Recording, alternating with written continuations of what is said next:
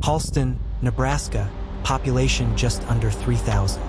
The kind of town where doors are left unlocked, neighbors wave from their porches, and the biggest headlines usually come from high school football scores.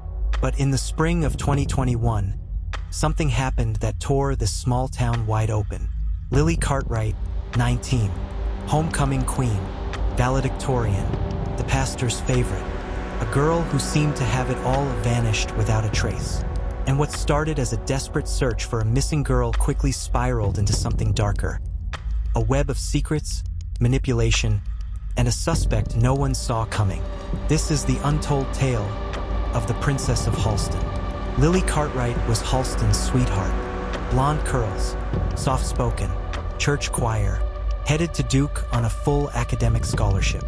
By all accounts, she was the last person you'd expect to run away or disappear. On the morning of May 3rd, Lily's mother, Cheryl, found her bedroom empty. No note, no phone, no car keys, just her Bible on the nightstand and a half-finished coffee on the dresser. The police treated it as a runaway at first. She was legally an adult, after all. But something didn't sit right. She made her bed before she left, her mother said. That girl never left a wrinkle behind unless she was coming back. Within days, the town was blanketed in flyers, candlelight vigils, hashtags, drone searches, but every lead hit a wall. Until 2 weeks later, when a torn backpack was found deep in the woods, 30 miles outside Halston. Inside were gas station receipts from Missouri and a handwritten note. Don't come looking. I'm not who you think I am. It didn't sound like Lily, but it was her handwriting. Authorities shifted gears. Was this a runaway or a setup? Digital forensics recovered deleted apps and hidden messages from Lily's laptop. One username stood out, Blue Lilac 17. She'd been talking for over a year with someone using the handle One Last Chance. Encrypted messages, carefully worded phrases, planning, confessions, escape. The shock came when investigators traced the IP address. The man Lily had been secretly communicating with wasn't a stranger at all. It was Daniel Hartley, 22, the pastor's son, former babysitter, presumed to have left town years ago after a mental health crisis. But he hadn't left. He had simply gone underground. The FBI tracked Daniel to an off-grid family cabin in rural Missouri. What they found inside was disturbing. Cameras, stockpiled food, a mattress in the crawl space, and beneath the floorboards, Lily, alive, malnourished, frightened, but alive. She had gone with him willingly at first, but when she tried to leave, he panicked and locked her away. She later told authorities, "I thought I was escaping a lie. I didn't realize I was stepping into a worse one." Daniel Hartley was arrested without resistance, charged with kidnapping, unlawful imprisonment, and multiple federal offenses. Back in Halston, the story left deep scars. The church disbanded. Lily's parents moved away, and Lily herself, she changed her name, left Nebraska, and never spoke publicly again.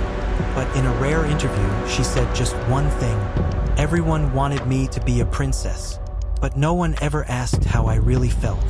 Small towns have a way of hiding their cracks beneath layers of politeness. But when someone like Lily Cartwright disappears, those cracks widen. And what slips through can never be unseen. Because sometimes, the people you trust most are the ones hiding the darkest secrets. And sometimes, the real mystery isn't where someone went, but what they were running from. 1 year later, a different Lily. After her dramatic rescue from the cabin in Missouri, Lily Cartwright quietly disappeared from the public eye. No press conferences, no statements, no social media. Halston never heard from her again. But her story didn't end in that crawl space. Lily changed her name, moved out of state, and enrolled at a community college under a scholarship program for trauma survivors. She studied psychology, wanting to understand what happened to her and to help others like her. In therapy, she began unpacking not just the trauma from Daniel Hartley's manipulation, but also the immense pressure of growing up under a spotlight she never asked for. The perfect girl mask, she said, had started to feel heavier than any locked door. When you live for everyone else's version of you, She once wrote in a private journal later published anonymously, "You stop recognizing yourself in the mirror." Daniel Hartley pleaded guilty to federal charges of kidnapping and unlawful restraint. He was sentenced to 22 years in prison with no possibility of parole for the first 15. His defense tried to argue diminished capacity, but the prosecution presented over 600 pages of meticulously archived conversations and digital planning, making clear that Daniel's actions were deliberate and calculated. The judge called it a case of predatory emotional entrapment cloaked in a false sense of intimacy. Lily chose not to attend the sentencing, but she submitted a letter read aloud in court. "You didn't destroy me. You only reminded me how badly I needed to reclaim my own story." Lily eventually started a nonprofit organization under an alias, one focused on digital safety, emotional coercion awareness, and supporting women who leave controlling relationships. The organization offers free online education, anonymous support groups, and safe exit planning, all built with the same meticulous care that Lily used to build her escape, even when she was trapped. Over time, she started speaking anonymously on podcasts and forums. Her voice, soft, composed, but firm, became a quiet source of strength in a world full of noise.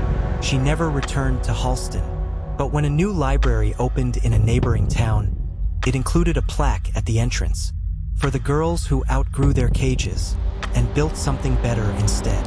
Lily Cartwright's story began with a disappearance. A girl who seemed to have it all, only to vanish in the blink of an eye. But her true story was never about perfection. It was about reclaiming identity, about finding voice after silence, about writing your own ending, even when someone tried to steal it. Because sometimes, survival isn't just about being found. It's about finding yourself.